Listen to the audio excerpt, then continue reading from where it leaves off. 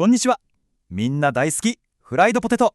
今回はこの世界中で愛される食べ物の裏側に隠された真実を科学の目でじっくりと見ていきたいと思います。もうこの黄金色に輝く見た目とカリッとした食感、ほんとたまらないですよね。ファストフードの王様、最高のサイドディッシュ、まさに完璧な食べ物って思いませんか？でもその完璧さの裏には一体何が隠されているんでしょうか。今回の分析ではこのシンプルな疑問に科学的なデータを使ってしっかり答えていきます。もともとジャガイモ自体はビタミンとかカリウムが豊富ですごく健康的な食材なんです。でも高温で揚げるっていうあの調理法がジャガイモの性質をガラッと変えてしまう。このプロセスで元々のジャガイモには全く存在しなかったある化学物質が生まれてしまうんです。その名前はアクリルアミド。アクリルアミドっていうのはジャガイモに含まれるアミノ酸と糖が高温で化学反応を起こしてできる物質です。ここで大事なのは国際的な専門機関がこれを発がん性の可能性がある物質として分類しているという事実。これはちょっと無視できないはっきりとした警告サインと言えますよね。じゃあ問題は食べるか食べないかっていう単純な話なんでしょうか。実は科学が示しているのはもっと大事なこと。どれくらいの頻度で食べるかが鍵だっていうことなんです。さあここから見ていくデータ、もしかしたらちょっとショックを受けるかもしれませんよ。このスライドが示している結果、これすごく面白いんですよ。8年間にわたって4400人以上を追いかけた大規模な研究から分かったことなんですけど、茹でたり焼いたりしたじゃがいもはいくら食べても死亡リスクには変化がなかったんです。でも揚げた瞬間に話が全く変わってくる。調理法一つでですよ。ここまでくっきりと差が出るっていうのは驚きですよね。そしてこれがその核心となる数字です。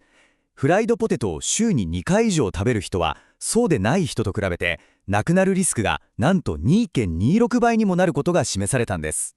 この週2回っていうのが健康リスクを考える上での一つの大きな分かれ道になるというわけですね。しかも話は死亡率だけじゃないんです。ハーバード大学の研究によると2型糖尿病との関係もはっきりしています。週に3回フライドポテトを食べるとリスクが 19% 上がります。でもこのスライドで本当にすごいのはその逆もまた真実だっていうこと。同じ量を全粒穀物、例えば玄米とかに置き換えるだけでリスクをぴったり 19% も下げられるんです。毎日のちょっとした選択がいかに大きな影響力を持つかってことですよね。さて、体への影響も気になるところですが、最近の研究はさらにその先へ。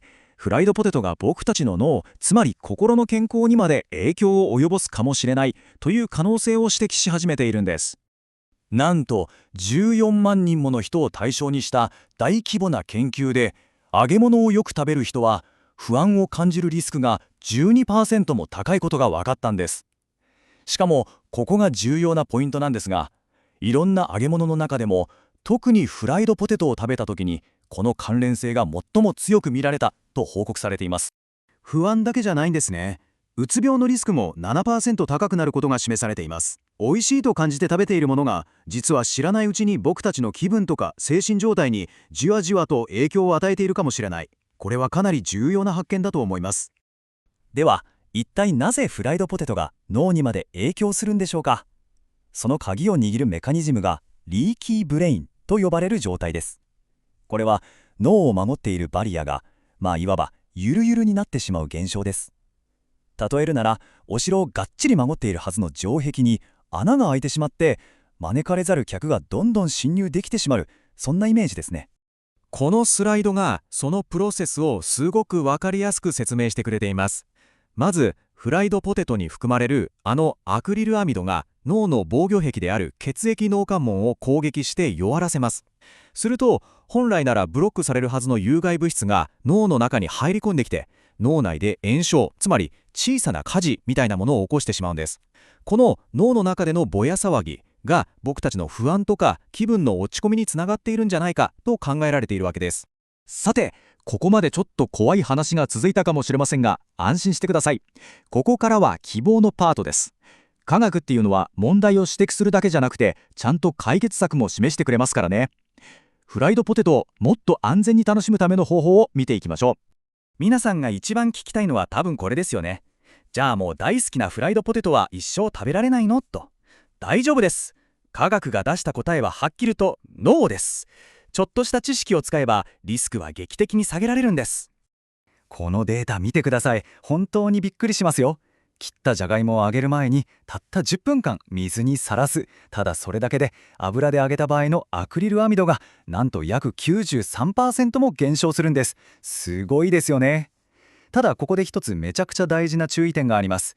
ヘルシーなイメージのエアフライヤーですが、実は水にさらさないと減少率はたったの 22%。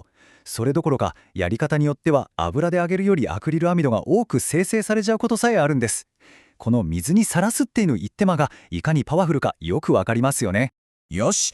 ではこれまでの科学的な知識を今日からすぐに使えるシンプルな3つのルールにまとめてみましょう。これがフライドポテトを安全に、そして美味しく楽しむための黄金ルールです。ものすごくシンプルですよ。まず一つ目、じゃがいもは絶対に冷蔵庫で保管しないこと。これが大前提です。二つ目、揚げる前には必ず15分以上水にさらす。これが一番効果的な一手間です。そして最後に3つ目、揚げすぎないで美しい黄金色で引き上げる。このたった3つを守るだけでお家で食べるフライドポテトは格段に安全になります。